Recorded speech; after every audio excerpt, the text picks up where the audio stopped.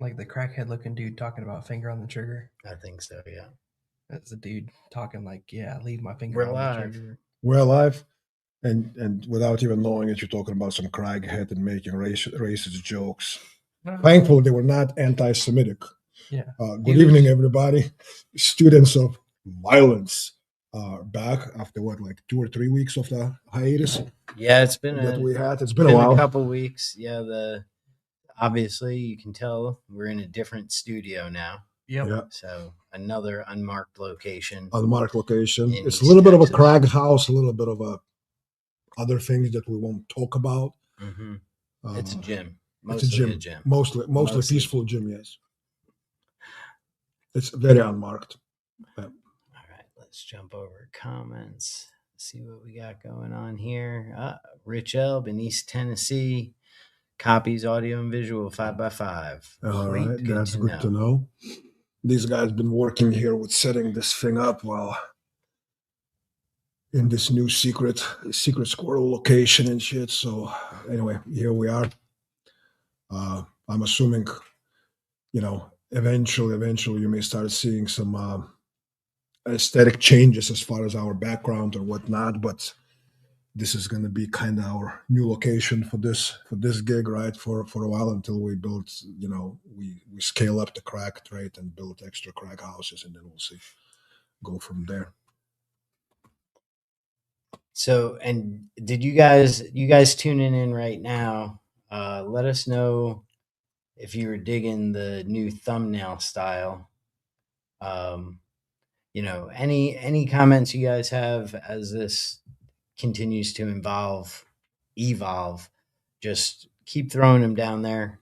We're looking to make a good product or good production value out of it. Make it worth your time of actually watching, deliver some insights and thoughts on things that'll be beneficial to you. So it's super fun to hang out every week and talk, go back and forth in comments, but we'd like to try and start scripting a little bit more, have a topic, to cover that gets into the what's and whys we train the way we do, and maybe do a little less talking about whatever training other people are deciding to do. True that. So that's some of the thought processes going on over here, guys. Move this over to this screen so we can see the outline. All right. So I just went to our page, so now I can actually see the thumbnail and everything. See the thumbnail and maybe even share it just for shits and giggles. So it should let you know what we intend to talk about tonight. And that's kind of the disparity in what, and I said we're not going to talk about what other people think, right? the bill drill being like the pinnacle gold standard of the time. Like your bill drill score decides whether or not you survive a violent encounter.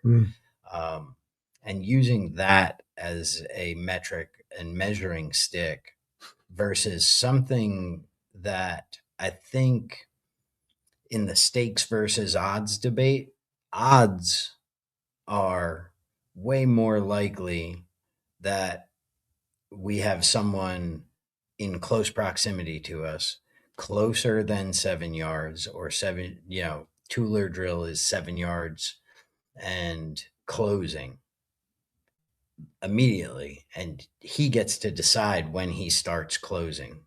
So your beep to start whatever you're going to do, he's already at the 5 yard mark by the time you realize he's even moved.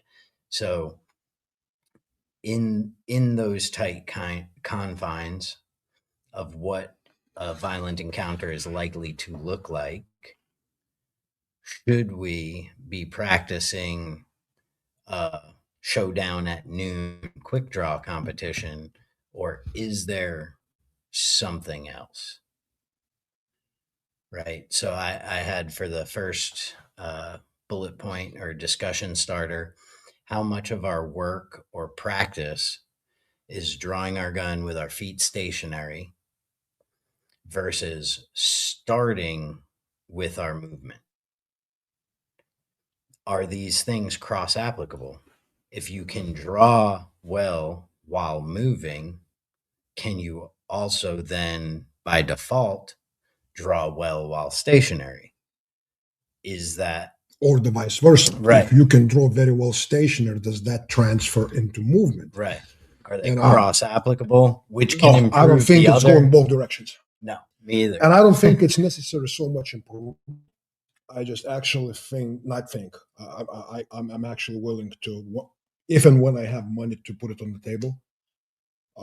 But I would submit to you that if you practice certain skills separate from the movement before movement is introduced, that not only those skills will not allow movement to integrate well into them. I submit to you that those skills, the way they're practiced in static environment, will degrade your ability to move. Mhm. You're gonna have to adjust your movement to facilitate that skill being performed the way you practice from the static realm. So there's an old saying, put the cart before the horse. Yeah, the chicken or the egg, right? In this case, I Yeah. think it's pretty damn clear which one comes first. Yeah.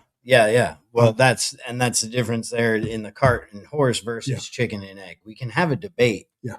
on chicken and egg, but there's no real debate on where you put your horses Yeah. when Yeah. you're pulling a wagon, But what if you need to push the wagon? right? Well, you need to push the wagon. You're going to be SOL. Press Yeah. versus pull, right? Yeah. Yeah, and a lot of people will say it's semantics. A lot of people will say that it doesn't matter. Well, I submit to you that words matter a lot. I submit to you that words are actually it's what shapes not only our understanding and frames our thoughts, but I'm actually convinced that words that we use, not only outwardly speaking to people, how we describe things or frame things, they shape our own cognitive channels and they shape the way we look at things going forward from those words being, Mhm. if I say something that, from different topic or whatnot, right?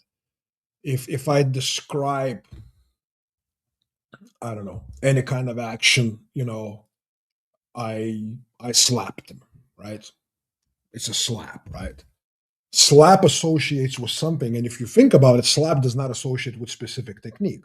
What it associates is which part of the hand. It's generally going to be an open hand slap, right? Mhm. And most likely, when we hear we slap, right, we almost physically hear the sound of someone being bitch slapped. Yep. Yeah. That's like primary association, right? Mhm. So if I describe my strike, just slap him. Did it give you a right frame to practice what I want you to practice? Because then when I go like, no, I want you to have that heavy downward slap that takes his breath away. Right? Mhm. They don't Yeah. associate. Mhm. Yeah. They don't associate. So when people say it doesn't matter what I say, I submit to you it does, and it's not so much to the listening audience outside, of your own frame, so to speak, but what you yourself become, your cognitive patterns and all that shit, how it transforms by the language you use in your own freaking head. Yeah. Like, would you want to sign up for a class that will teach you how to survive, or would you rather sign up for a class that would teach you how to prevail? Yeah, and those are big words, and a lot of people they go like it's the same shit. No, it's not the same shit. It has completely different meaning, completely different directionality, and as Dr. Peterson would say, it has different aim. Mhm. Because the very definition of sin is missing the target. Mhm. Why we miss the target? Because of shitty aim, generally speaking. Or shitty trigger press, or whatever the case might be, right? But something in the process led to that. It's not just that I missed and there's no reason for it. There's probably more than fucking one there. And so I think, when we're talking about shit like that, like you guys today chose the topic of Tueller versus the bill drill, and its applicability, I think it's important for us to frame the verbiage used. Hmm.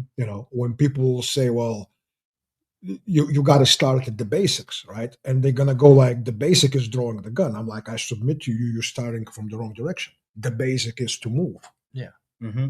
I submit to you there is even more important basic, because to move well, yesterday we were talking about engines, right? Over engineered, like 3.5 Honda engine or the Nissan engines that they put in the Z or GTRs or whatnot. These are over engineered fucking engines. Or the Toyota 3.0 that put in Supra, right? These are engines that without much, just by tagging things on or changing the computer programming, you can push this 300 horsepower engine stock. You can push to 1,000 horsepower because that engine has all the attributes to handle that kind of load. Hmm. So I submit to you, for you to have a movement and all that, there's something that has to be with neurology, physical conditioning, and other things to come together for you to be able to perform it. While conditions don't allow you to have 1,000 horsepower movement, you can still squeeze out 300. Yeah. But if you only practice for 280, and then you hope and pray that you're going to squeeze 20 extra to reach 300, good luck to you, brother. Good luck to you. So yeah, language frames a lot. And when people go like, if I draw fast, it doesn't matter how you move. Hmm. Well, we do have a few video clips we're going to get into where there was as decent an experiment on this as I think can be done. Probably not can be done, but there's a decent example. Was that of Paulo this Rubio with experience. zero? So there's one is Paulo Rubio with Instructor zero. zero. Yeah, that was actually pretty good. And there's another one from UF Pro that That's a shitty one. Yeah, I see that. I think watching the UF Pro one first, we'll get into that in a minute, and then the zero one for Is the kind of UF Pro another. done by those guys from Slovakia or Czech No, Republic? Because there's another really interesting one where they go like, they're not discussing so much that, but they're discussing what if you're firing from single action or double action, and all that. Yeah. These are the guys that they made some funny videos in back in the day. I forgot their names. I met them actually at the SHOT Show and all that. They're from Eastern Europe. But anyway, yeah, it's so we'll get that going here. Share this screen. Share the audio. All right. So, wait. I lied, guys. It's going to take me a second to get these up. What a boomer. I know, right? But that brought the second point kind of that I had to bring up after the questions on which could improve the other or which is more cross applicable to the other. Because if you have this like stationary draw skills and then motionary draw skills, stationary motionary. I love that word. Yeah, that's motionary. Ethan Green. So if you have these two separate skills, if you raise the bar on one, which raises the other? And I think we're in consensus with you're definitely not going to raise your moving bar by standing still. No, you can, to me, the example, and I know it's not relevant in its application or goal, right? But saying that the guy who can shoot free throws on the basketball court and he makes 1,000 out of 1,000 shots, that he's a good basketball player. Yeah. That. Yeah. It's not making it. It's not making it. You know what I mean? Because basketball involves so many other things, and none of them are really life-threatening for the most part. You're probably going to be interested in this right here. This laser bullet works with our laser strike system. So we got audio playing, guys. I don't know if you can hear that, but sorry, we got ads on the YouTube. You're going to get some free stuff.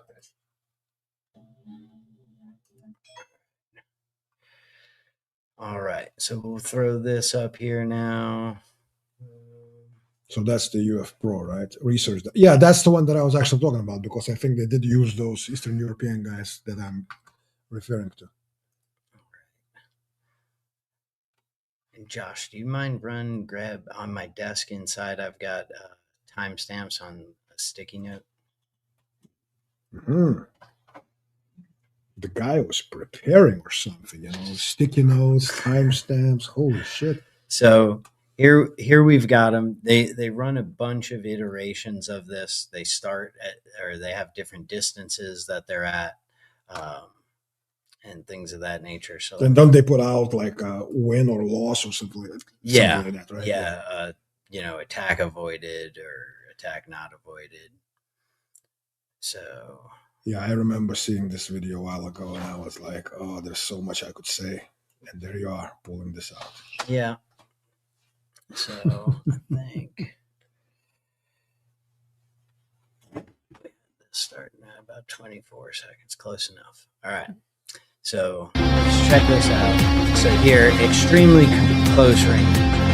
And again, I might have been a little misleading with the title or the thumbnail of Tueller drill. What I meant by Tueller drill is I think that could be a separate topic since we're like maybe after we do this. Because if words mean things, well, is it the Tueller drill? Is it the Tueller principle? Or is it the 21-foot rule? Or is it something else? well, yeah, I think it's something totally separate from all three yeah. because it's just been bastardized to the point. It's out of that tree of the Tueller principle, like out being good people. The bad guys are going to get the choice of when the fight starts a lot of the time, and they're not going to do it. Wait, situational awareness doesn't change that? No, not really. Damn it. So Yeah. if I walk in red all the time, man. Yeah, Head on a swivel in red. Hey, maybe, but Okay, I'll try tomorrow. still, if they do fail victim selection process and they select you anyway, they're probably going to get close to you to do it. So here we'll take a look and see what happens when you're very close. This is within arm's reach. So, yep, within arm's reach, no movement allowed for the shooter. So, if you're going to quick draw, your bill drill, Split drill also kind of fails. yeah. So, But there's a lot of things could be said also about his technique, about his arm position, Yeah. arm went, because you see different how he's kind of trying. yeah. So, like, maybe the gun would be out of Kydex with better technique and stuff like that.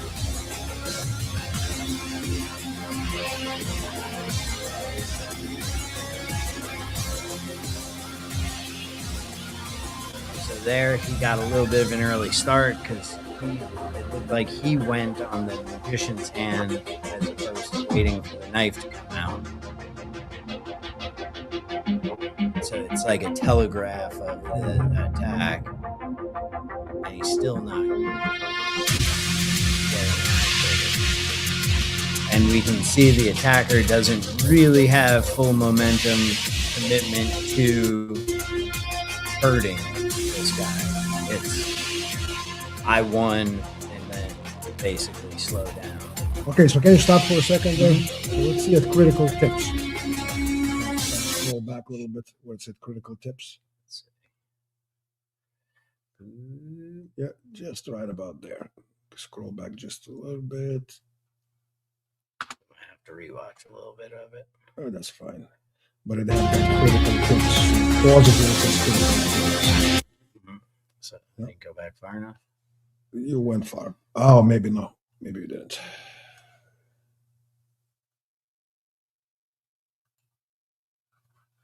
Okay, hit play now and see what happens. There we go, stop. Okay, so critical tips, right? Never let an assumed attacker disclose. And that's a fucking loaded one. Oh, that's the Yeah. whole. That's the whole. First of all, Yes. never. Never. And then let. So, if you in a crowded environment in the restaurant, right? Yeah. nevertheless, don't go to places like that then, right? Yeah. And you're gonna hear all this, I'm sorry, I'm gonna say it, all this idiocy, out there. And you go like, okay, all right, cool. Now, if I could, I would have scrubbed all of the input stuff, but just so that we could see. Yeah. The concept is you carry this gun thinking it's a safety blanket. Once that dude is in arm's reach, good luck getting it before he can touch you. Yeah. If you're not going to move. And the problem is, it's not just movement. The problem is that we're looking at the gun as a ultimate solution to the problem. Mm-hmm. It's not. It's not. I submit to you, if you detect that kind of quick, he's coming for something, you should train yourself not to create distance, but to close it and work the angle. I know, controversial. Mm-hmm. Very controversial. Because I submit to you, when someone pulls out the knife, people are fairly comfortable working here. Okay. Yeah. I would love to give people a live blade, and I go like, I want you to stab target there. Mm-hmm. Yeah. It's a little close for comfort. Yeah. Yeah. So, and it's not just about short-circuiting their capabilities because of your proximity, right? To me, what it does, it gives me options now, because like in Craig Douglas courses, if you take ECQC, right, he goes, the most ideal thing is get behind them. If you couldn't avoid it, the most ideal thing is get behind them. How do you get behind the person if you're increasing distance away from him? Wait for him to turn around. Also, you just give like about face command, right, and they turn. Cool. You just sneak up. Yeah, sounds like a ninja shit. Awesome. I submit to you, when you get close, you do have some control, and especially if you train, you do have some options to facilitate, that approach. But that's just me. It's crazy talk, I know. Sorry, I'm over here playing. I'm adjusting some audio volumes or audio levels, guys. Let me know if that's better or worse. Did it get better or worse? So was it bad? No, they said 5x5, but these guys, they'll be happy with anything. It could be half static and I know 3 seconds behind when our mouths are actually moving, and they're like, "Yep, all good." You guys got to raise your standards. Yes, raise your standards. All right. So basically, at that arm's distance, at that conversational distance, which, we're never going to let an assumed attacker get this close. Like, awesome. What does that mean? Assumed attacker. You know what it means, Lois, and here's what it means. This is facilitating the laziness of the public by making lazy suggestions and offering lazy solutions, because that's really what sells. Because people will sit on their couches, watch. Very rarely will they train. Very rarely will they challenge these kind of presuppositions. Very few people will go like, keep distance or create distance with movement. Well, what if someone's going to say, well, what if the wall is behind me? People go, well, don't be in that position. Don't stand against the wall, right? And the conversation will die. And I'm not saying that I will find myself in a situation, but to me, be committed to always backpedal to create distance. That's already one step towards suicide, because it's a commitment that it's dictated without any objective. If I make a choice between fucking Toyota and Honda, if it's truly a choice, I have to give both of them equal shake. If it is to be a choice. Yeah. Otherwise, if I look at Toyota from 500 meters with the binoculars, but I drive Honda for 2 days, it's not a choice. It's just to reaffirm my own fucking already preconceived notion, and then give a credit to do so to speak. I did my research. I looked at it. Yeah. It's that kind of shit. And that's that's being intellectual lazy. But if we're being intellectually honest, how many badge cam gone wrong where the cops not taking it seriously enough, fast enough? How many gas station Mhm. robbery Mhm. videos have Mhm. we seen? And what distances do they like turn violent? Mhm. Right? Like, there might be lead up to it that we see as red flags when we're watching the video. Yeah, Basically, but with the you have blessing a of bird eye hindsight. view. Yeah, it's happening after the fact. Yeah. But where does it actually turn into violence versus, hey man, can I get $1? Pretty much right here where we sit. Yeah. This can turn into violence. This is where, you know what I mean? This is where significant, very significant. I'm not talking 40, 50%. I'm talking probably 70 to 80% things. They truly materialize into action at these distances. Yeah. And 'Cause, like, I'm not gonna tell you from 30 feet, like, hey, I'm gonna take your wallet, sir. No, bad guys are not necessarily stupid. I'm not saying they're geniuses and professors or whatnot, but they do have a basic understanding where minimize the risk and maximize the opportunities. Mhm. That's you know, a fucking four-legged animals and slithering snakes have that. Yeah. and So humans certainly have it. and that's where I thought that this test was a little bit more accurate or shows the realism of it. The fact that exactly 0 times out of 6 was he able to get that gun out and be effective if that was the first thing he went for. 0 times, exactly. But Every notice single what's time he but gets notice stabbed. what is the solution there, right? The topic still stays on what? The gun. Accessing the gun. Yeah. Well, again, yeah, the solution separate from problem. Here is the problem we're very likely to be faced with. I don't know what problem needs to be solved with 6 rounds fast at 7 yards on a non-moving target. But for some reason, the bill drill is becoming the can you defend yourself or not drill. And to that point, I would argue, let's take a look at this. Sure, let's continue. See past conversation. So now I think they end up, You want to make more distance now? yeah, backing it up a little bit, or I think they allow him move. Okay, still close. Still no move.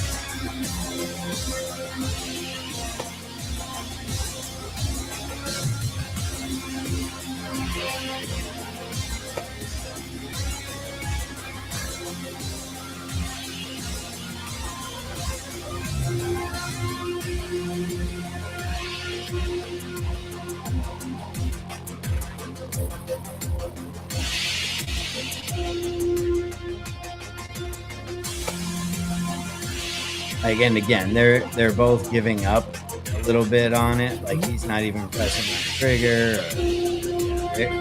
They're He knows he's fine. yeah. So now we're Defend starting. the movement. Get off here.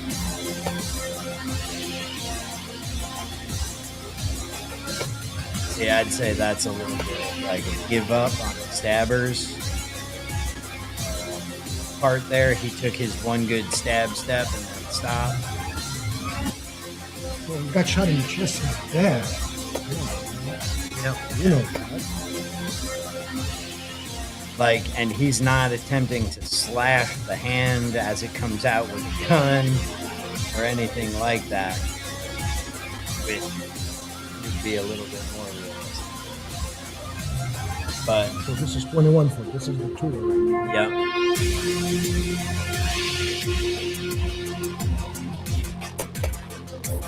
This is supposed to be no movement. It takes an extra 3. The attacker kind of makes himself an available target as soon as the gun comes out. So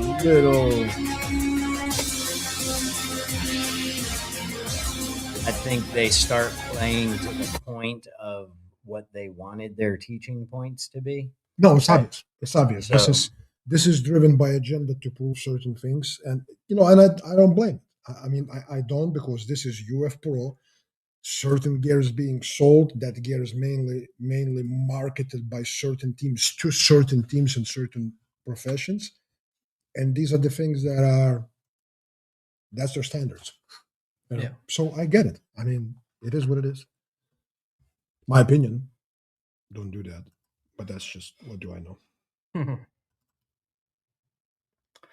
All right. Then Do we have any comments, questions in there? We built a lighter that burns at 1,800 Yep. degrees, and retailers just told us it's too dangerous to sell. So now we're selling it ourselves. Can you guys nearly still every hear lighter this still runs on commercial, even butane though I gas. Same fuel, muted same the problems for laptop decades. And the moment the speakers? wind Let me picks know in up the or it chat starts on that. raining, Are you hearing the they die on commercial, you. even though the flame laptop flickers out and you're speakers are stuck. muted? So we asked ourselves, what if we That's a good question. What's up, guys? Gun Noob here. Edit. Because now I will unmute them so that we can watch some of this. This one I do have some timestamps for. I'll stick to them. Decent video or video series, but it shows a little bit from a different angle. The attacks are coming from behind. Oh, this is with Doug Mercado with Zero. I Yeah. remember that. That was from quite a few years ago, too.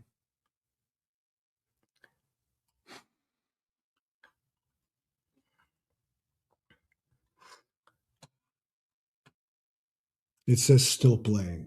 So I guess even when you muted it, you see the comment. Okay, yeah. Okay. Thank you. All right. And for some reason, I got captions on, but that's fine. We can roll with That's that. fine. That we are going to apply.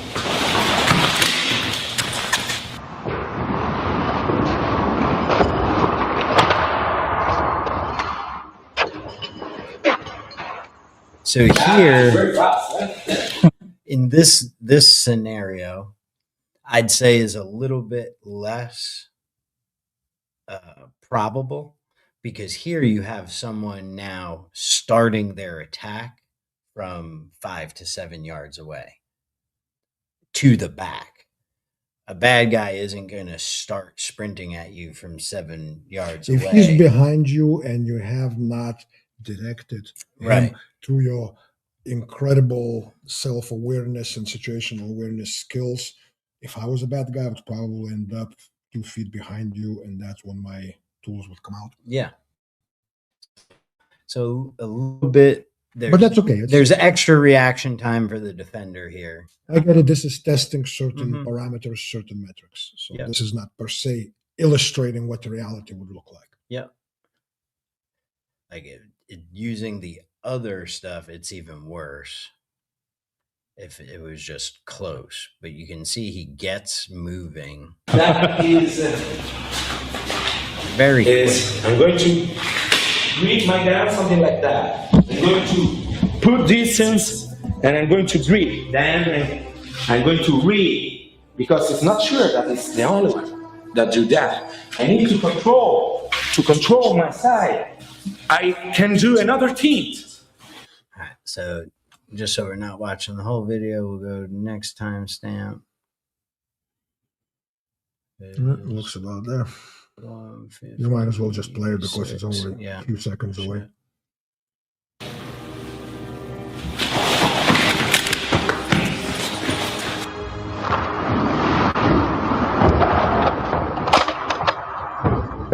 Now, even that might have been a little out of order.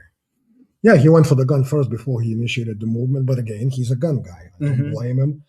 You know, what is refreshing and unique, there's a gun guy, middle-aged gun guy, apparently with some background. You know, I met Zero in person. We had some conversations. We spoke on the phone for hours. You know, some people will disagree with me. I think Zero is a cool dude. There's a lot of things I disagree with his training methodology, but he's definitely a damn thinker. Mm-hmm. He's definitely a damn thinker. And another thing that's obvious with Zero is that even at middle age and all that stuff, he's not afraid of fucking movement. No. And he's able to go to the ground. And he's, you know, he explores the dimensions. Most gun dudes here in the United States, they will bristle at it and go like, that's bullshit. But did you guys see how much further from getting stabbed he was there, though? No, Doug Like- Mercado would have to change his work very significantly to keep going at 0 while he's on the ground. Yeah. Now people say, well, he's going to get his legs cut. But because of the distance and the form change and the posture change that Doug would have to introduce in order to get to anything vital on 0, Doug will have 7-8 holes before, Yeah. you know what I mean? Mm-hmm. Yeah. So people go like, so Like what you're Gagne- saying, there is no clean escape? I'm not saying there is no clean escape, but I am saying that possibility of liquid exchange happening here is above average. It's also like your bad guy is probably not going to be Doug Mercado. It's probably going to be, But you don't know. yeah. To be fair, But you don't know. Yeah. Maybe he's not Doug Mercado, but he's not starting from 7 yards away. He's starting from 2. Oh, for sure. So he doesn't have That's to be an Doug equalizer. Mercado. Yep. But you can see here, he's got gun out on target, right? He's probably about shin high. Can start putting holes in his legs right about there. And let's see if we can kind of just step it. He gets sideways to him. Yeah, so I'm not saying, from the very professional, when you look at things like that, it was not the best possible roll. That roll could have been saturated with other things that legs could have done in the process of the very same roll. But then again, coming back from where 0 comes from his background, his first reaction was get the gun and then go into a roll. Mhm. If you saw similar test, let's say, being done with, let's say, Vlad, okay, you would see very different thing. Yeah. You would see very different thing. But the stark contrast between when 0 was not moving his Mhm. feet, when he stood there Mhm. and tried to just get that shot off and got stabbed in the ribs as he was doing it, versus not being touched. And here's the With thing, that. guys, right? So many our viewers probably are aware. Well, most people watching have trained with us, or at least seen some videos or whatnot. Even without going into a roll, if you look at where 0 is for the second run where he goes into a roll, right? If he lowered himself in kind of modified prone, but extending the leg towards attacking Doug Mercado, and then pulled the gun at the same time, I submit to you his chances quadrupled versus standing up. Yeah. And people will say, well, don't go to the ground. You don't want to go to the ground in the fight. And I go, that's a very absolute statement. If going to the ground buys me that 0.7 second that allows me to drill 3 holes into his dome, Yeah. that is absolutely the price worth paying. Yeah. Yeah. I mean, we watch a dude 6 times in a row, and then 4 out of 6 from like 7 and in stay on his feet Mhm. and get stabbed. We watched 0 stay on his feet and get stabbed. We watched him give up that, make the tactical decision to give up somewhat of your mobility in terms of being able to run and turn that mobility to get lower, which now brings you further from the scope of that weapon. And then what do we got here? So that one was good, and maybe if you want to hear Doug talks about it. That's what I was talking about. And this is on the back. That creates distance and range. This is on the back. And range. Now, thinking in the front. They're in the front. It's not, yes, it's just a little bit more easy, but not too much. Because when I saw, if I am relaxed, I don't know. If I remember correctly, here's 0 is going to do also a roll, but he's not going to roll away. I believe he's going to roll at an angle, or maybe it was different video. Yeah. And To me, that matches with what I teach. Yeah. You know what I mean? Again, I still think that roll is not perfect. Fine. But this is the beauty to me watching people like 0 that some people will dislike about this or that, or his accent, or he's Italian. What do Italians can teach Americans? We are basically kings of gunfighting, other than Israeli Defense Forces and all that other shit, right? But I go like, man, watching the middle-aged dude who has pedigree, who can brag about his resume and he has videos to prove it. training the fucking Brazilian guys working in Rio de Janeiro favelas, and and going on the ride-alongs with those guys and all that stuff. Many people will go like, he just no, you don't just slither into things like that by chance. Someone from those guys saw you, and I'm not saying that those Brazilian guys, whatever that unit is called in Rio de Janeiro, that they are like ultimate authority on that. But nevertheless, they deal with some real shit, with some pretty violent individuals, and they decided that this dude has something of value to offer. Absolutely. You know what I'm saying? He's got a piece of something we might something. need. Maybe not everything. Yep. Maybe not. Like they're gonna become his disciples and buy into everything and change and start dressing and start talking with Italian accent. But Zero had something to offer, and to me, it's cool to watch people like Zero with that kind of pedigree. What it demonstrates to me, it's not showing that he has skills. It's a humility of the dude with a high level of competence to explore things outside of fucking convention. Yeah, absolutely. Even if he's not doing it perfectly, even if other people can go like, man, doesn't matter. To me, that's humility to explore outside of that which market approves. Yeah. Because market doesn't approve this. Right. But let's see here. So if they are at about 5 to 7 yards from each other, I think this next one is the closest to your standard Tueller. Mm-hmm. I'm going to have something like that. It creates distance faster going down. I can't reach him. What does that mean for you that he's down now? Your target change because here this is easy. I've got momentum for myself. Also, if I shot that reach. Now, from a high level to all of a sudden down, I have to change. I have to change my trajectory. And which I have I'll also take my time. leg here that can make a distance. So if I saw someone on the front, am I lucky that I have someone on my front and I lost my time? I tried to go down and think it's the last chance that I get. I can do it. He still initiates gun movement first before he Or initiates. I can try to make another team. But again, is this I mean, I've seen this video many times, and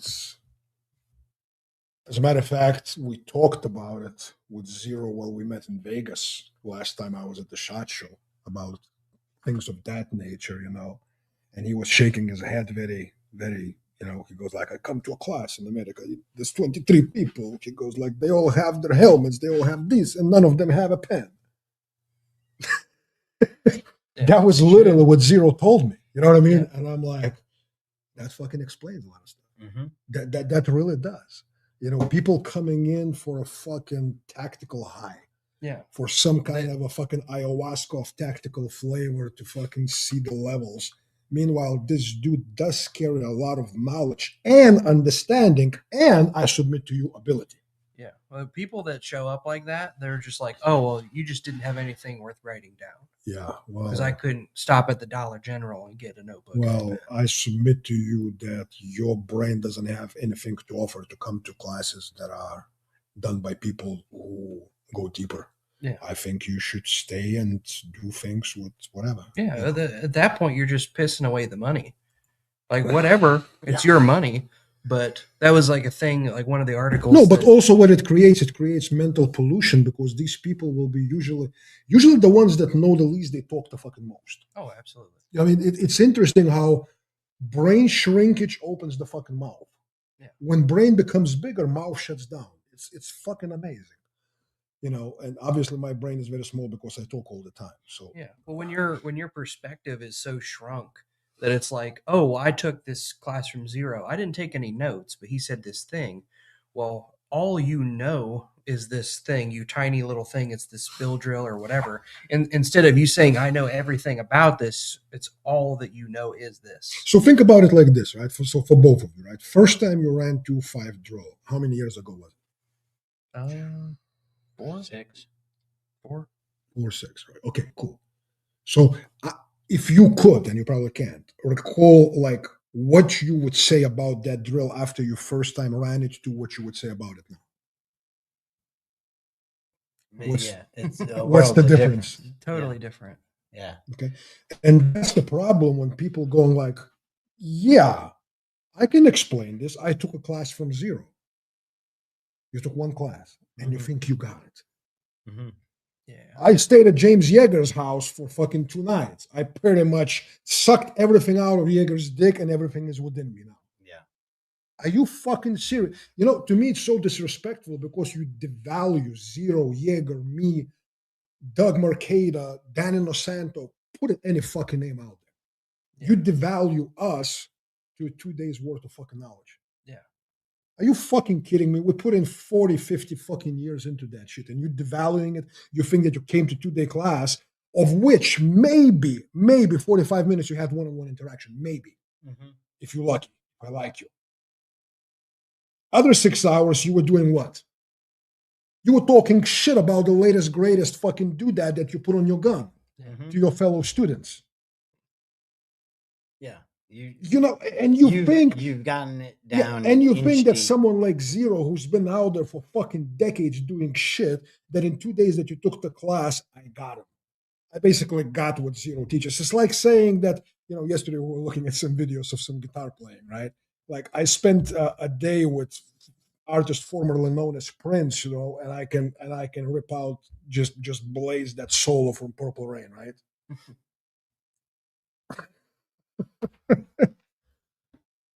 Amazing. It really is astounding and amazing, and it's freaking, it's sad, you know, and that's why this thing right here that is in print right now, you know, don't be a shitty student. It's not written for instructors. It's written for students. Because you guys determine, you students, that's what I mean, is you guys determine, or actually I would say that you're providing the substance for us instructors to exist. Because if there are no students and there are consumers fucking, you know, we have no reason to exist. All we need to do is to have a fucking camera and put shit that consumer wants to see. Yeah. We don't need to instruct. We just need to listen very, very carefully to you, hire a motherfucking social media advisor and go like, they want a uncircumcised 6.5 inches and 4.5 inches in circumference, shaved. On the fucking platter. There you go. Yep. That's the ideal dick for you guys. You know, and you really, I know some of my analogies are like fucking people go like, wow, where that came from, right? I don't know. Don't ask. You don't want to know. You're not ready for that answer. But really, it's, you know, like videos like Zero with Doug here. You know what I mean? They should be shared by the ratio of 20-1 to the videos being done by competitive shooters shooting the motherfucking bill drill. Well, yeah. 20-1. And I disagree with some of the things that they do. But even if we're gonna go with the Common Core should still be doing running Tueller drills to display the Tueller principle at a rate of 100-1 for how many times they run a bill drill. There's no reason, because you see things, and I've done drills based on the Tueller principle, live fire, force on force, airsoft, and you learn different things in each of them, like the event, non-event. Mm-hmm. You know, if you notice there, one of the things when Zero rolled to the side instead of forward or back, he almost, his going for the gun kept his feet stationary, which was actually during the non-event. It was non-intentional, very good timing throw off. It was not intentional in Zero's part, but at the higher professional level, that would be done intentionally. When I'm seeing it, I'm like, oh, that prolongs. Not just prolongs. What it does, it sinks the attacker into irreversible commitment. Yeah, and both directionally and action-wise. Mm-hmm. So he's no longer having an option to change the / whatever. He's 100% committed. It's kind of like on that he's pushing it out. It's an ambush. Yep. You create an ambush. and creating ambush at this kind of speed with these kind of potential consequences, yeah, it takes a lot of skill and training. But you gotta have balls and you gotta have intellectual honesty and be a fucking student to go like, I'm not afraid to try it, because if I fail, I'm still learning a lot. Yeah. Mhm. And most likely when I fail, I didn't fail because this movement failed. Yeah. My engine block is not up to par to handle that kind of fucking horsepower. Ding, ding, ding. Go work on it. Yeah. Build up, over engineer your fucking engine. Don't blame the cylinders, the gasoline, the fucking air that's coming into turbos of you not having that power. It's like one of the oldest biblical stories, really the oldest biblical story, right? The original sin, right? You remember Deacon Paul was doing the sermon one of the Sundays, right? 2 weeks ago or something, where he was talking about the tree of the forbidden knowledge of good and evil. Right? And this is the human nature from biblical times. You can say that, here I am, Adam and Eve, the two original humans, right? They walking in the Garden of Eden with He who created all. He's the source of all knowledge. Yet they can be sucked in to take one bite from one apple from one fucking tree. It's that, you know what I mean? And that's that special, like, ooh, this is where the magic is going to be. I'm going to learn this, to do. Meanwhile, you fat, you suck, your eyes don't work well, you go into tunnel vision, you don't know how the fuck to breathe, and God forbid you start losing blood. You're going to go into shock within 2 seconds and you're non-functional. But it's never going to happen to you, right? Well, that's what I think is the big thing here. We've talked about it before, but the same thing, like why people love the build drill and don't train the Tueller principle, is because they never imagine themselves as the target. Because it's, oh, well, that piece of paper is standing still, so I get to stand still. But if you did a build drill or an L-Pres force on force, you would very clearly understand, like, you can't just aim at the same spot and rip the trigger, because you're going to miss. Yeah. And then that guy is probably going to be shooting back by the time that you skin out the pistol and start shooting. He's probably going to be shooting. So you're going to have to move. Yep. So do you stand there, get the gun out, and then move? Probably not. You're not going to win. But that's the same thing with, if you flip the sides, like the people getting around cover. Well, if I can do 130% from cover so I can shoot faster, well, it's because you're playing a game. Yeah. Like, that's not real to you. Yeah. But you just can't imagine yourself as the target. But when you are the target, you're going to realize, like, fuck. Do you have All this is anything bullshit. good in the comments, or is it just boring and everyone agrees with us? Man, I wish we had some haters We that can- would throw some shit at We us. can all learn from training, even bad training. New tool in the toolbox. You know what? is Bad better training, than and an I'm- empty toolbox. I'm actually rethinking a toolbox. Who said toolbox? Yeah, Doc Holliday. Doug Holliday, you need to talk to me about the Yeah. toolbox. Actually, I knew that was going to trigger you. Yeah, get the book. It triggered me big time. Don't go there. You're not going to like what I have to say. But hey, anyway. That's another one. James and I had a talk last night. He's like, I know Sonny doesn't like the train how you fight thing, but like, just you got to train hard. And I'm like, well, yes, we would probably all agree that you have to train hard. I think the problem lies define hard. yeah, in the like you fight part. I've got a screenshot I got to show you of a comment Calvin put on something that was very good. But yeah, so I had like one of the next points to talk. I think we've already beat it to death, that it's more probable for us to need to move or get offline of the attack as the priority. Like, that is going to be the thing that let us try and take the lead from there. If we just try and go right to the gun or impose, oh, well, I'll just sit here and throw a haymaker at them, like getting moving, changing where that target is, like we saw Zero do it, kind of almost creating a trap where it looks like he's about to be able to hit his target, and right before it comes, it just disappears. And now he's in full momentum going that way. And now we do have his back.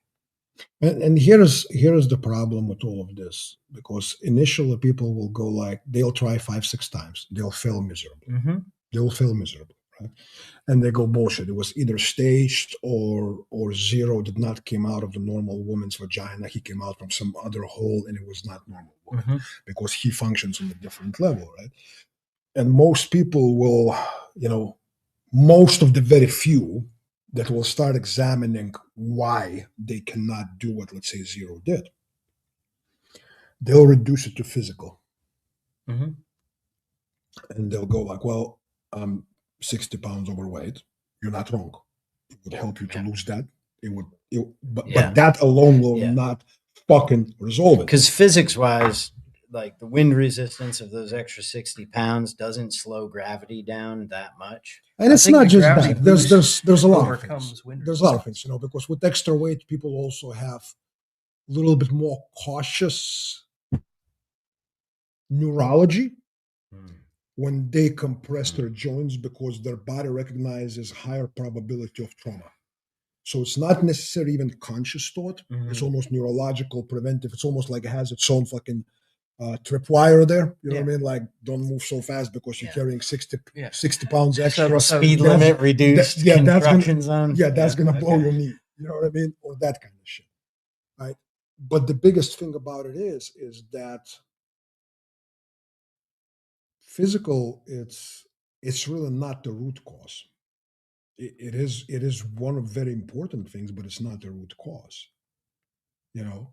And your state of being mentally, as far as that, it's not some kind of a fucking new age Zen or whatnot, but really, really don't give a shit acceptance. It will be what it will be. Now, that acceptance is not that I'm not going to do anything about it. It's like, God will move me out of, that's not what I'm talking about. Right? But your reaction, your cognition, your decision-making process changes significantly, and you're triggering through your nervous system into your mobility system, both skeletal, muscular, connective tissue, and all that stuff works very different depending on your state of being, both emotionally, neurologically, psychologically. It changes. People go like, well, no one will be able to stay calm in the fight. And I go like, well, you can also say no one will be able to make raw fish taste good. If you say so, so it will be. Mm-hmm. Yeah. So it will be, and the thing about it is that it is a closed loop circle. That calmness brings different sequencing in your physical work. That calmness shows you the way to practice physicality, your physical conditioning in a different way. That calmness allows you to examine your work within your push-up, within plank hold, anything else you do, your slow roll, your controlled roll, in a way that excited mind will never going to be able to process it. You know what I mean? So it is a closed loop because our mind participates in body's activities, but also the way that the mind space that you're in affects how your body performs those activities. And people go either one direction or the other. You know what I mean? I'm going to be aggressive, hardcore, train hard and all that stuff. And then I'm like, I reach the limits of my speed. You reach the limits of your speed in that state of mind. Yes. Mm-hmm. Now, and you guys experience some of that. And at first it's almost surreal. You go like, that cannot be. I did 20% of work, but I achieved 200% of outcome. Doesn't connect, right? Mm-hmm. Yeah, and I just because you don't understand it doesn't mean it doesn't exist. As a topic and wanting to dive deeper into this started, and I think if you guys are interested, we could do a video on the range and do some of this force on force and get guns out and some some trainer knives, maybe some real knives, and make a video that's not alive so we can actually have weapons and do something on it. That's what I wanted to do on the heels of, I forget which class it was, but a number of classes ago when we were doing some force on force stuff, and I just got tired of Orion stabbing me. Like, whatever the situation was, but we were both moving, and there's a whole bunch of different stuff. But it was like, okay, when it becomes evident that they're going to stab you, you can go ahead and draw your gun. And I just got tired of him stabbing me, and I was like, all right, the next time, I'm sure he's the one with the knife or whatever the scenario was.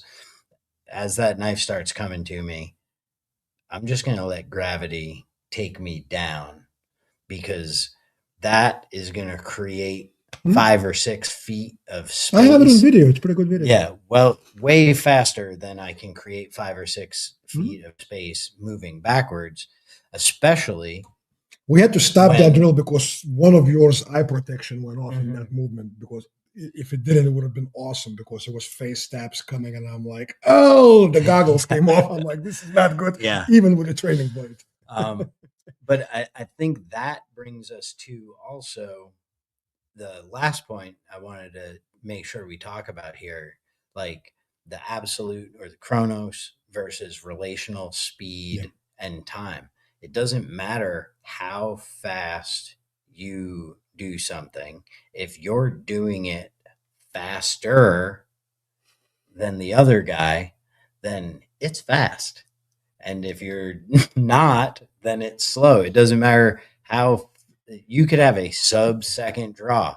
At 0.8, you can have your gun out. But I submit to you this, right? But if in 0.6, I can put a knife in your neck or in your shoulder, the sub-second draw is nullified. But like you said, this is the key word there is relational, right? Right. So if we're looking at the thing and what you talked when you got tired of Orion stabbing you, right? If we look at the video, Orion was moving linearly towards you faster than you moved off to the side and down away from him. So in essence, his speed was higher. Yours was lower. Yet, relationally, what it introduced? It introduced deviation in the direction and elevation, which now for him to adjust that from linear speed that is on something that's no longer there, it became irrelevant. It's no longer, you broke the marriage by the virtue of changing location, elevation, few other parameters that you can work with. Okay, that breaks the time. Yeah. Well, it's a 3D answer to what people think is a 2D problem. Well, actually, I submit to you, most of them think it's a 1D problem. Yeah. Well, I was being generous. Sadly, I know you're being very nice this Monday night. But yeah, very strange. It's and then I had in there that in terms of relational speed versus straight line time that can be measured, I have in there that predators rely on the relational speed, right? A cat, a tiger, whatever, your big cat is not going to come hauling ass from across the steppe, all the way from the tree line across the prairie, like running just full bore through all the tall grass at the gazelles, right? It's going to creep and slow. Like, how long does this attack take? The attack, what are we calling the attack? When does the attack start, right? So it may look fast if we watch from when it's fully like spring set, ready to go, and he's about to launch, and so boom, he's on. So what you're saying, not being a lion or a tiger or a gazelle for that matter, if I have developed attributes that allow me to move things without showing things and access quickly when needed in any form of movement within that, I have that as my engine block. It's already over-engineered to that level, right? If I have other abilities and I do that without this becoming a mush of chaos and fucking anxiety and fear and everything else, it's just a job because I trained for the job, right? So what you're saying is that while me breaking someone's neck is going to take 1.6 seconds, but my fight has been ongoing from the very minute he stepped into my vicinity. Yeah, you're correct. Mm-hmm. Because my shit is prepared and primed Mm-hmm. without looking like it. And that's where something that after the fact you can see all the development, but in the moment it came out of nowhere. Mm-hmm. Right? Mhm. It came out of nowhere. If it comes out of nowhere, it's going to be probably fast enough Remember the video or of soon enough. remember the video of Arendt, the guy in Netherlands, trying to kick Vlad in the head. Mm-hmm. It came out of nowhere. I still can't really process much of that. What goes on? And Vlad was not Yeah. faster than him, but Vlad was he was in the fight way before Arendt threw that kick. Mhm. And that fight that Vlad possessed in him was training of his neurology, training of his movement, training of him instead of trying to go, he just went shoulder, which released his foot to kick the fucking heel. Mhm. And people go like, that was a lucky move. I go, Yeah, Yeah. kick him. Yeah. Yeah. 5K. He'll be the lucky one. I'll give 5K to whoever comes down to West Palm. Just walk in the middle of the group right while he's talking. Just pop him right in the mouth. right.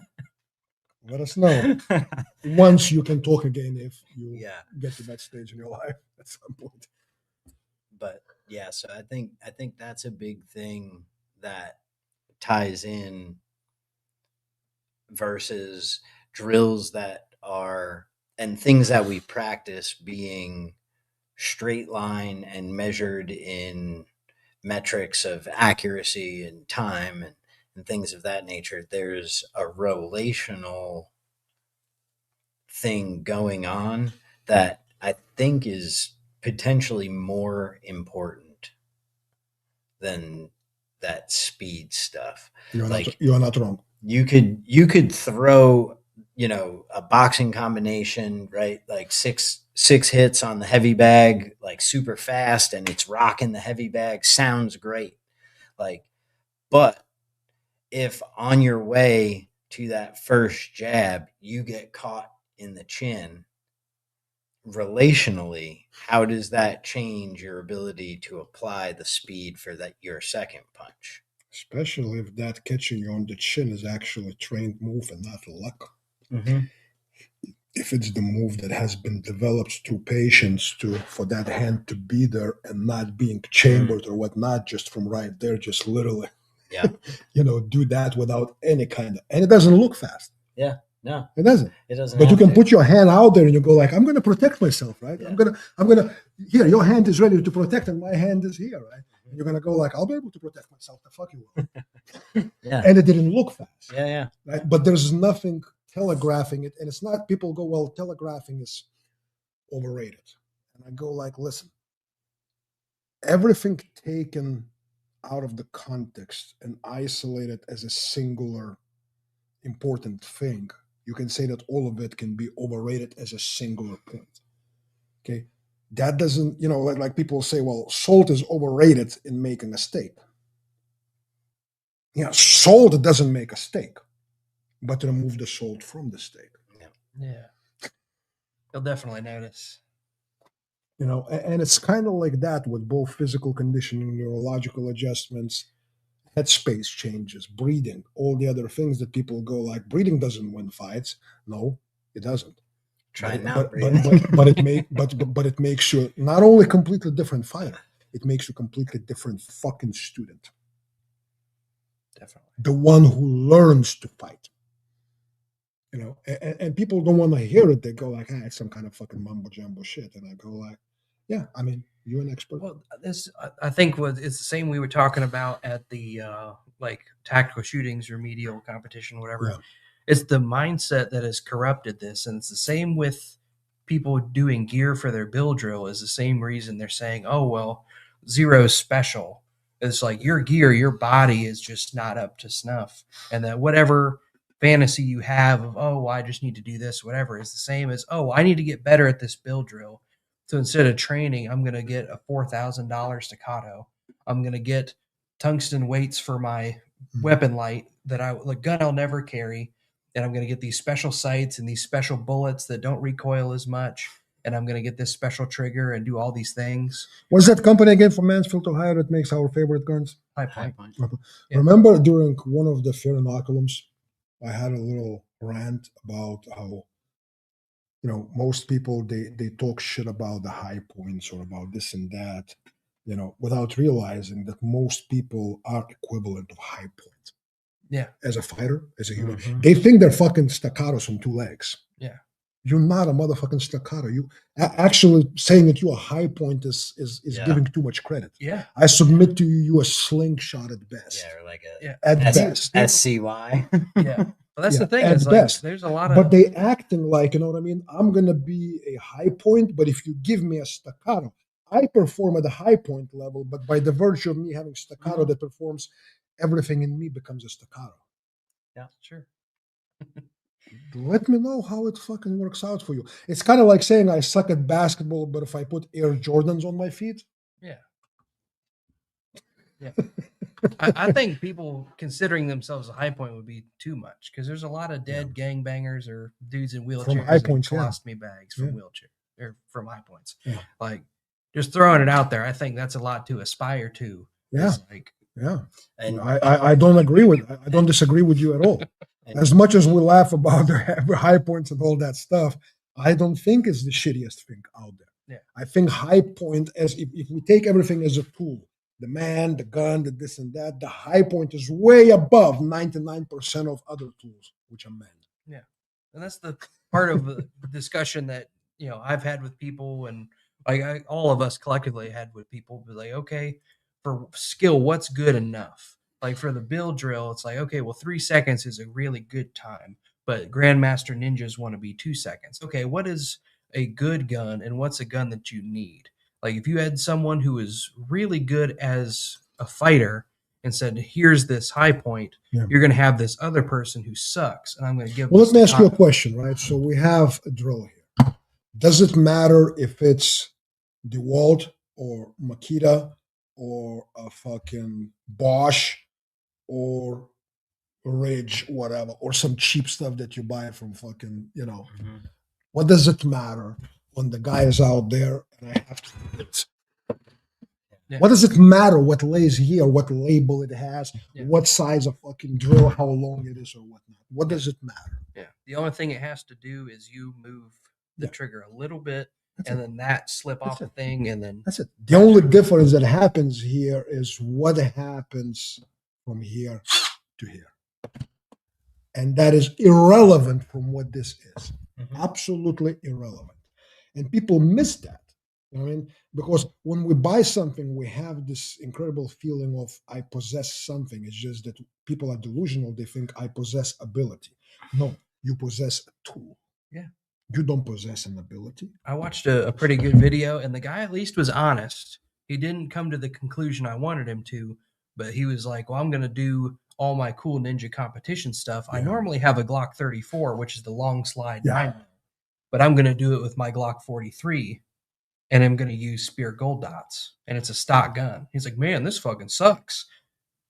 My time is doubled on my build drill. Like, oh, no shit. Yeah, no shit. So what's like the most popular carry guns in America are the not 34, 365, Glock 43, 43X, Shield, shit like that. So it's shit that recoils harder. It's harder to grip. Yeah. Glock 19 is on the bigger side of the most popular guns. Yeah. But like shit people actually carry. Yeah. Like more people bought, you know, the 365s or an LCP than they have a Glock 34 by a mile. By a mile. So do that with duty ammo Yeah. and then do your build drill. I think that's a more realistic representation than this gun that you're either not going to carry or, you know, I've seen people start carrying, you know, their staccato with the light and doing all this stuff. Like, great, I don't give a fuck. But hey, whatever. It's all great. It's all great. Second Amendment, like buy guns, get a gun, good for you. But the title of tonight's live stream, and I think that the main thing to get across is, well, don't be a shitty student, right? Ask what are you working for? What is your goal? What is your aim? If your aim is something else that's different than what our aim is in training, that's great. That's fine. Like, Yeah, good for you. You're allowed to be good at this Yeah. game. That's cool. Do things. Not only but- allowed, you're encouraged to be good at that game. Yeah. Right. There's nothing wrong with it. The point about it, I think, is that we become slaves to the game that we enjoy as our show off piece. It becomes like a trophy wife. Mhm. You know what I mean? Like, look at her silicone tits. Look at her bouncy ass. Look at this. It's my trophy wife, right? And you kind of go like, how is your other things in life? You know? Yeah. You know, how are the kids, by the way? Yeah, they don't talk to me anymore. Like, oh shit. Yeah. So it's kind of like that, and it really is. You know, it's a quantum leap of very different proportions for people to undertake, and I think most don't want to and will not undertake it. As much as we talk about it, as much as many dudes will nod their heads and they go like, "Yeah, man, you're right," you know, and kumbaya, man, I'm on the path, I'm on the warpath. Fuck no, you're not. And here's why. Most people that you are friends with now, most people that you probably even want to remain friends with, you will alienate them from you when you step on the path in that way. Because that level of dedication, you know, I had a little exchange with Tom Hollaby today, and he referred to me as a zealot. And I go, you know, I'm starting to get away from the zealot and I'm moving more towards fool. Yeah. You know, and it's a very interesting transformation because, you know, becoming fool, which means, you know, you are regular. You know, the true word, it's in Russian it's idiot, but it actually comes from the root word. It actually comes from the Greek language. And when we say in English idiot, right, we think about just bumbling idiot, right? The true meaning from the Septuagint Greek is actually a regular fellow, idiot. You know, so when we say words have meaning and how much shit can get lost in translation, right? It's pretty fucking amazing. So I remember for years when I would read about, you know, a saint, you know, there's a saint's name, and then he's referred to as a fool for Christ. I'm like, why would you refer to a saint as an idiot? You know, and then you go like, what's the meaning of the word? You know, coming back to earlier in our discussion, you know, the words have meaning. And you know, fools they seek wisdom. The ignoramuses, they seek knowledge that they can flaunt. There's a difference. They collect a lot of data. They go places. They have this. Oh, but I have this example. Oh, but I can show you this. Oh, but they don't have abilities. They don't have understanding, but they have a lot of data and knowledge. They are collectors of. They collect it like a porn. They can't fuck worth of shit. You know what I mean? But they have a collection of 800, you know, Blu-ray DVDs with every big-titted hoe out there that ever performed in the valley. And they think they're a porn star. You know? And I see in the martial communities that with how many people rush to become instructors just based on the fact that they have collected a lot of data and knowledge. Yeah, well, the NRA guy said I was good. Yeah. Like Yeah. all of them Yeah. hit the paper. He Yeah. gave me Yeah. the hat. Yeah, so basically it's kind of like, I don't know, Stormy Daniels looked at the video of you jacking off and she proclaimed you to be a stud, right? Yeah, awesome. I paid her, and then she said I was a stud. So So there you go, yeah. I know my analogies today are kind of spicy a little bit here. Bart Stewart is probably digging that shit. He goes Yeah. like, man, this is lovely. Um, but yeah, man, like for our group here, I love having conversations with guys and all that. But to me now, it's becoming to where it's not so much about slinging back and forth the knowledge, but what we can squeeze out of that knowledge. Definitely. Well, You that's know what I'm like saying? it's the dimensionality of it. Like people are under the assumption that it's a two-dimensional thing, and trying to explain what a third dimension looks like to someone living in a 2D world. Yeah, it is hard, man. Like, how could you do Again, that? it's like explaining the taste of sugar to someone who never tasted sugar. Yeah. You know what I mean? Like how do you define it? What is the reference? Yeah. Or caviar, right? I hate caviar because of the way it looks or smells. Yeah. Hey, more for me. Yeah, no shit. But So yeah, it's question relevance. Like I think that's the title for tonight. Like I like is what more this becoming relevant. after our short break. I like what this little thing becoming. I don't think we're ever gonna become with 500 viewers, and if we do, then I'm wrong. Fine, you know. But I like that you guys are not afraid to fucking to go to not where the comfort is, not where the convention is, not where the fucking what is expected. Mhm. You know, the safe place of well, that's what that's the accepted standard or convention of the industry. You know, you're Well, not and afraid to then- wear off the fucking road and ask some questions. You go like, I don't fucking know what I'm gonna hear back, but fuck it. Yeah. I dig it. I dig it, you know, and I'm kind of quoting here, Super Dave, you know, I dig it, dude. Because that shows not balls in the sense of American, you know, self-proclaimed alpha male balls, but the balls that guys in the fucking trenches of Ukraine would recognize as true balls. They go like, not afraid to be wrong, and from that to learn. Fuck yeah. You got to ask those Fuck guys yeah. what their build drill is. Yeah. Most of them don't fucking Well, even know you'd what like- Bill drill is. And Bill? They go like, Bill, I never met Bill. I know Johnny. I killed him 3 days ago over there. He was from Kansas City. it's like not only so we've kind of been very okay with going against the grain. the grain of the industry, but then that became I think was potentially starting to become too much of our grain. Yeah. So by picking stuff like this, because like Josh and I had discussion before the live was posted in terms of title and stuff like that, and we're like came to the agreement that even though we're talking about this and the nuances in say a draw stroke and the movement coming before the draw stroke versus during or after, and like it comes back to the whole like wanting to be good at a game versus wanting to be good for defensive purposes, let's say. Kind of hackathorns being thing good at violence versus being good at the game.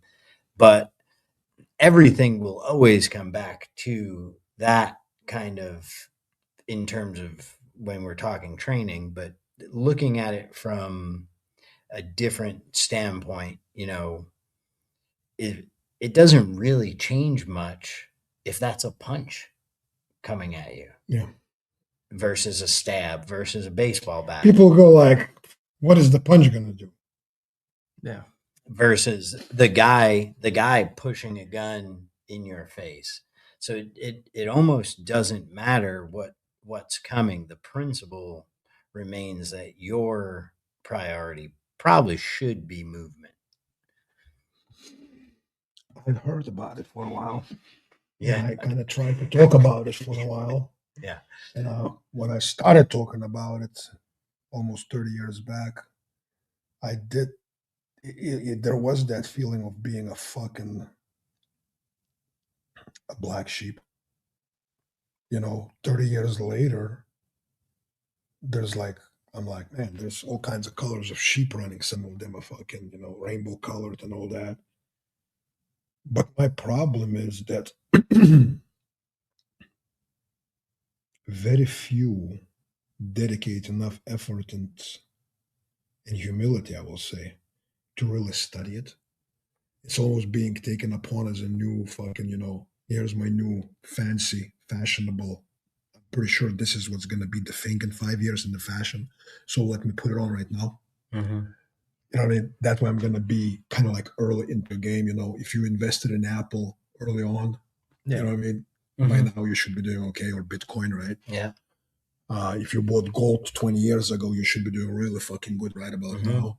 Back in January, you did better, but hey, it'll come back. Don't worry about it. And that's what bothers me because, I've been around long enough to recognize that while a lot of people may sound dedicated and serious about it, they chase the trends.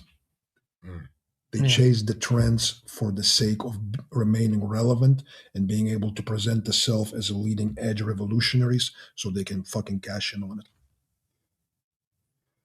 And I want you to think about some people that we know. Yeah. And I can say that it saddens me. It doesn't. It doesn't. Not the fact itself. The people that do that, that saddens me. Yeah. That saddens me. The fact that people do that, it's human nature, man. That's what fucking people do. You know what I mean? Well, and some unknowingly almost some seek it. There's definitely people out there who are going to try and make a buck, and then I think And there's nothing wrong with making a buck. What I'm saying is that making a but buck, that's their intent. They care more about making the buck. They than teaching use the right they thing. use the thing that they detect it has a potential to become a next big thing to get in on the wagons closer towards the front of the train of the potential of making money off of it. Mm-hmm. Yeah. And my problem with that is becomes that sometimes that train departs before the guy outside in the train station has finished his fucking lecture. Because these motherfuckers just jump on the train, they go like, I heard enough. It takes. Mm-hmm. Doo-doo, takes off. And the guy goes like, so now guys, let me explain to you what I'm going to teach you in chapter 2. And there's nobody there. They all left. Yeah. And it could be very, very important stuff. Like if you don't know why that salt is added to a cookie recipe, and you say like ooh, gross, if salt you and chocolate chip cookie. Let me take that out. if you have no idea why that salt was put in there, and someone teaches you to make these great chocolate chip cookies, and you get home and go, well, cookies shouldn't have salt in them. Like, yeah, he made good cookies, but that's a little crazy. Let me just take that out. Right? You're going to be so far from things because you have no depth of understanding. And the depth, the thing about the depth is this, is that, it's a lot of people like to have, when we're talking about collecting knowledge or quotes, phrases, or tidbits of wisdom from here and there, and then not even repackaging, just regurgitating it maybe in a different context or whatnot, as some kind of expression of, oh, look, I arrived at the wisdom. Yeah. Again, this is the guy who spent 2 days with fucking zero, right?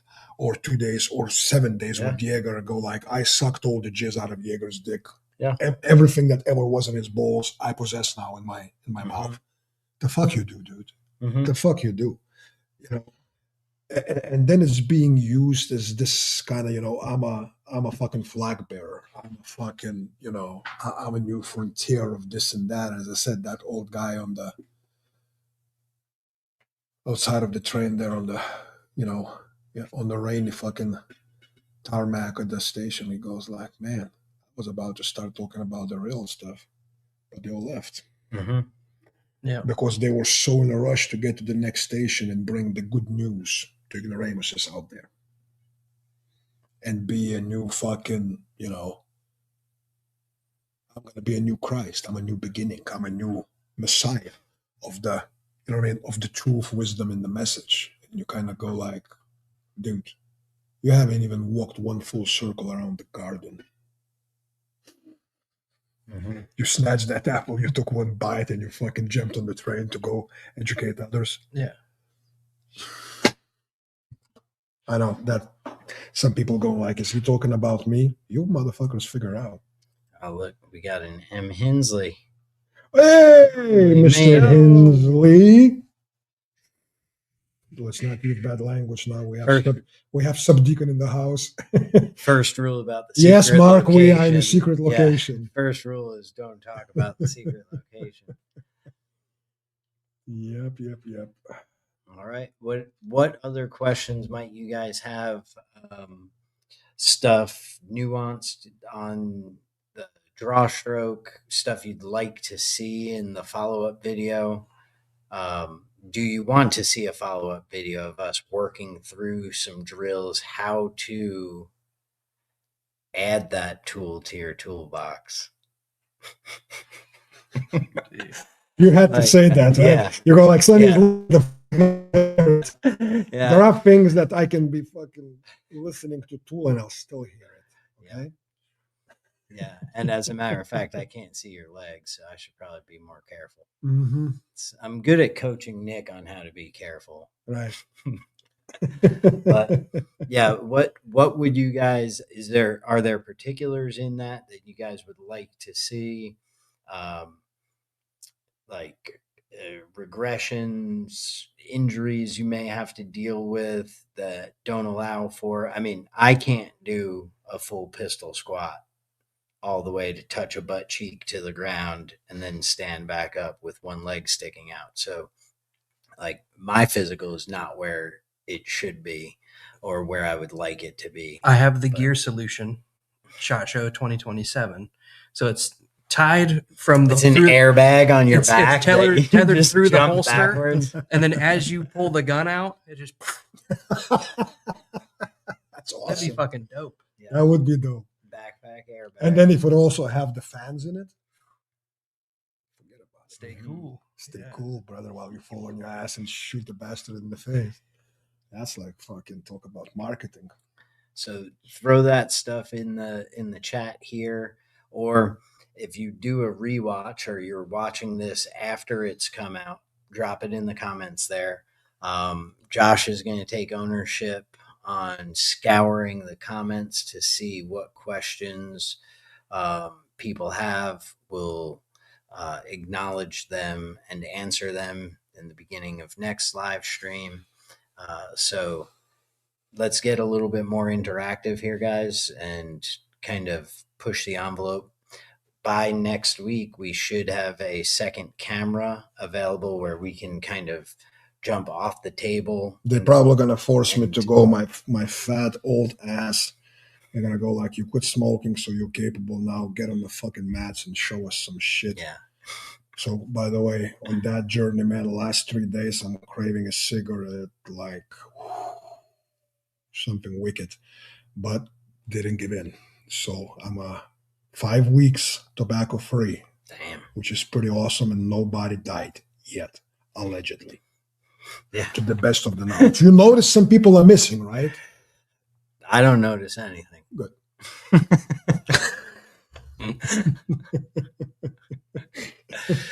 So Reverend Bart has something here. Why is it hidden? Oh. Yeah, more on this. Maybe run some drills yourself for videos. Throw in some probably won't happen, but variables. All right. Yeah, shoot me a text. Drill down deeper in that. Some stuff you may want to see us doing, but that's what I'm talking about, is running some drills and some different ways that we can develop that skill or ability to be able to create the displacement in multiple planes. And guys, I want to warn you about something. Yeah, we can make all kinds of videos, and they may be good engine for you to get a visual of what it is.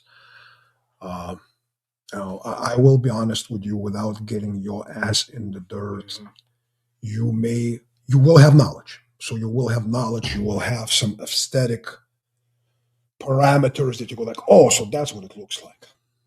With our explanations and details and all that, you may even start gaining some understanding of how it works. In order for you to develop that engine block, that crankshaft and all that, your ass is going to have to be in the dirt where I can see, not necessarily your ass, but your ass crack, how much dirt is in there, and correct you. Yeah. And then you're going to have to put in the fucking work, guys. Otherwise, it will stay in the stage of you carrying a shit ton of knowledge with this much understanding and zip ability. That is not the ratio you want. So yes, we will do some videos, but don't expect this to become into fucking, a library of 972 hours of master level, whatever, because that's going to make you a master. It's not going to make you a master. See, I was not going to make you. I was going to say we just started a video series called like 30 techniques to make you a self-defense master. You're about to go to sleep for fucking next 2 weeks, man. 30 steps. Matter of fact, just 3 steps. It's a 3-step process. With We were watching a video, and this chick was like, "Oh, well, it's like what would Jesus do, but it's like what would a grand master do?" And she's like, "Oh, I would do like." Yeah, that was crazy.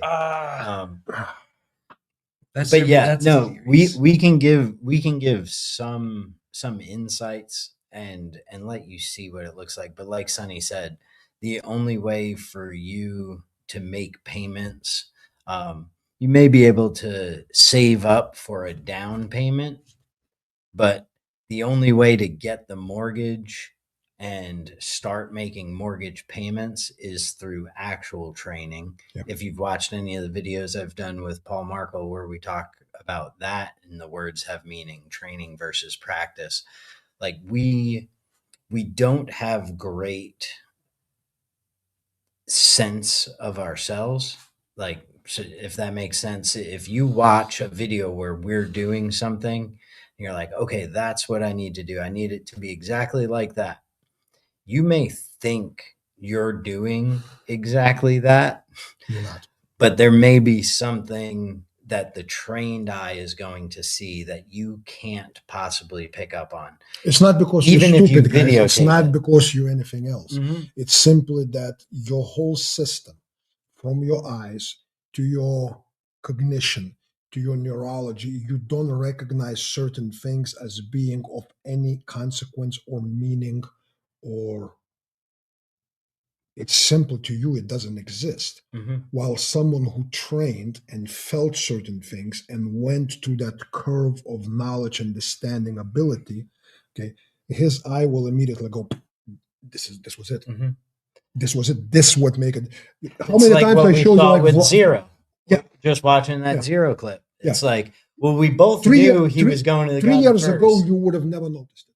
Yeah. You would have never noticed Right. it. Yeah. So somewhere in those 3 years, Mhm. something changed in your eyes where you go like, it's not about speed. It was about timing. It was about Mhm. that delay. It's about bending the time curve where Doug was in the gotcha. Yeah. He was in GOT of gotcha. Yeah. And You know what I mean? So that's the commitment.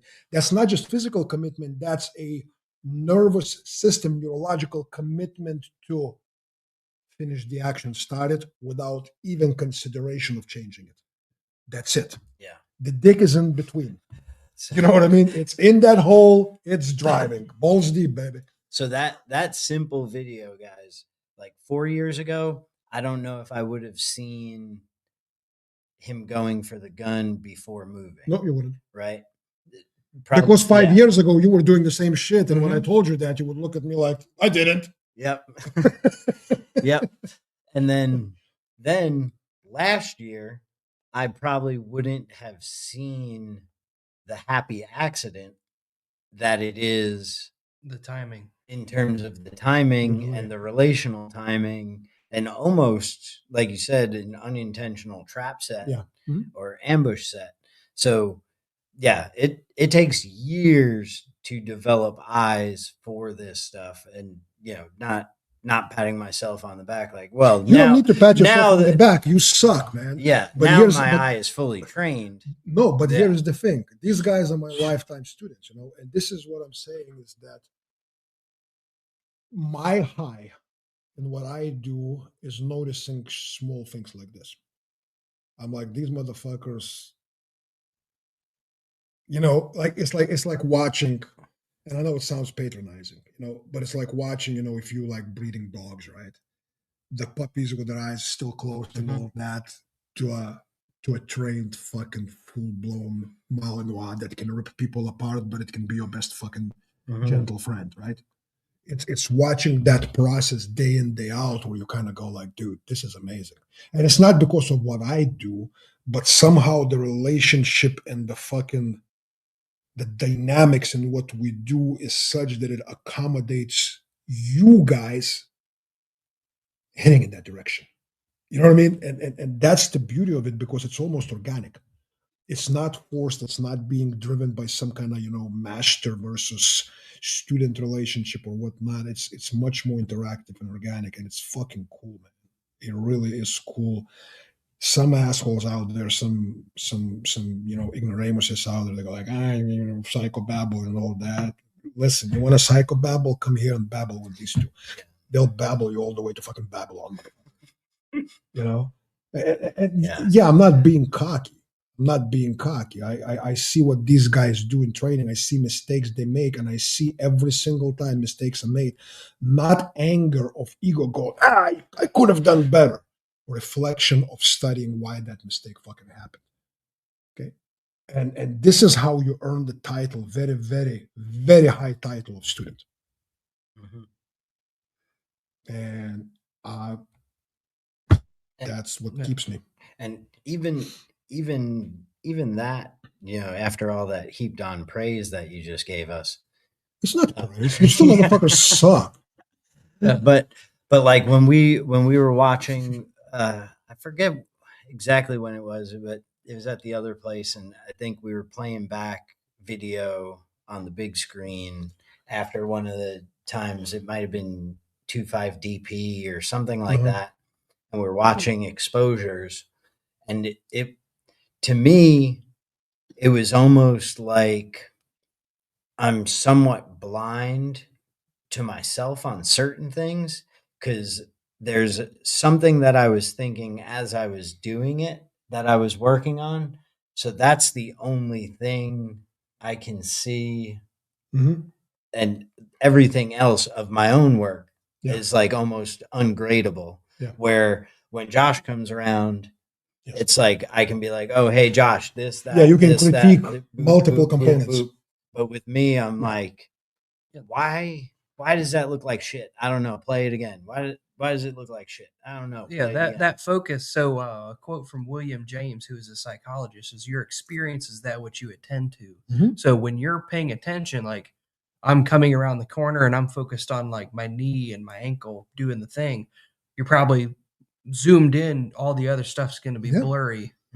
But that's you tunneled in. Yeah, you're tunneled in, and on our personal uptake when we're watching our own work, that's the danger.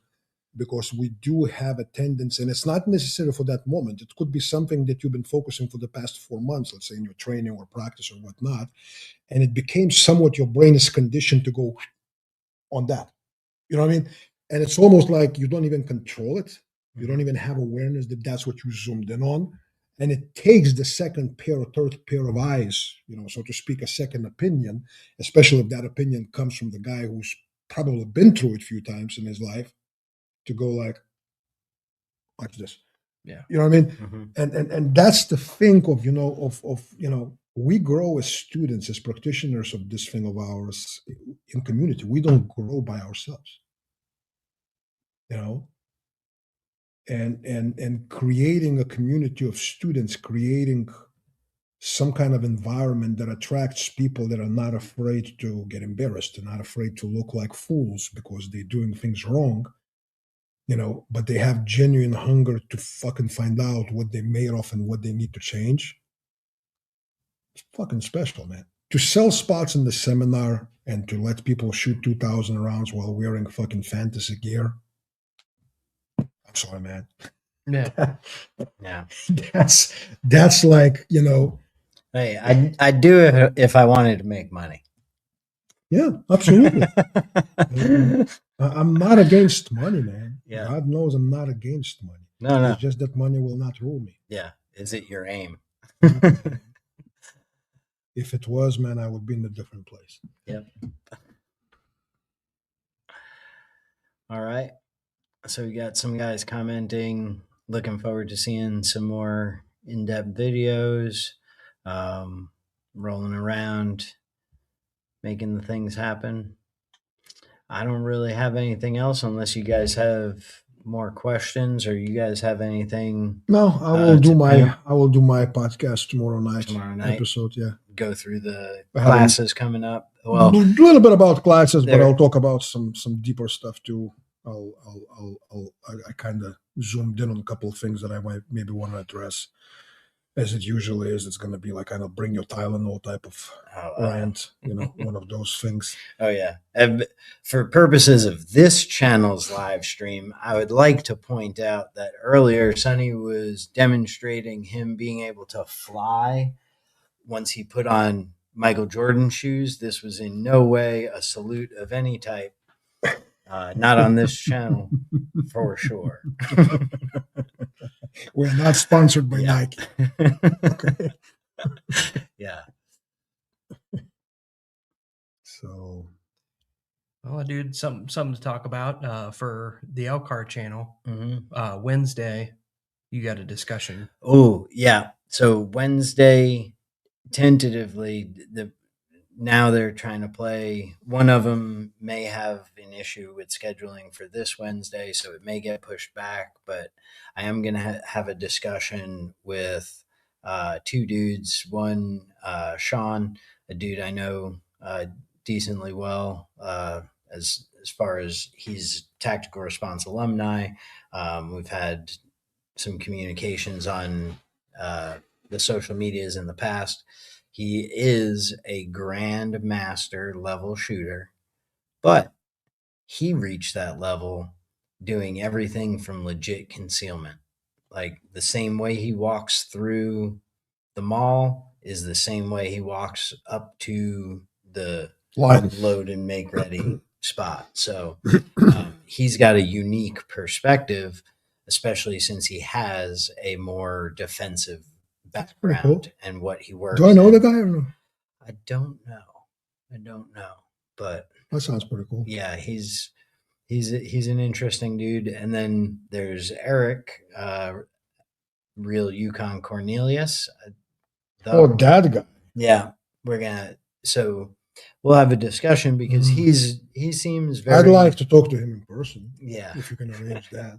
He seems very in the competition camp, and well, the build drill can save you if it's good enough, kind of thing. So it'll be interesting. Was he the guy who said, "I hope that tactical response just dies off"? That kind of shit. Yes. That's him. Yeah. Yeah, Cornelius, if you're watching, Yeah. man, come. Yeah. He's there for the drama a little bit. I think had some conversation with him already, but that potentially that'll be same time, 7 p.m. Wednesday night. The tactical response live stream, I think, is going to push an hour earlier so that it can get done for that conversation.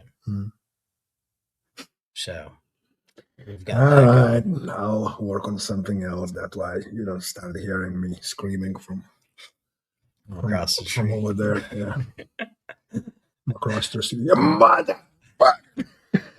Yeah. No, What did you say? I think that one I'm gonna try and do like the moderator, because I think Sean's understanding, and he's made a bunch of reels about the differences and what needs to be acknowledged to be intellectually honest when we take on competition shooting as a skill builder. Okay. So cool. That's what. All right. Do we have anything else? Ever see? Any interesting comments? Did you see Kyle? Bart, you use like so many. No. Kyle. No. We don't want to. We did not. Okay. I don't know what it is, but you can tell me I'll do afterwards. it afterwards. After we because- cut out. Okay, cool. All right. Well, don't say it yet. We're ending the stream. See you guys next Bart. week.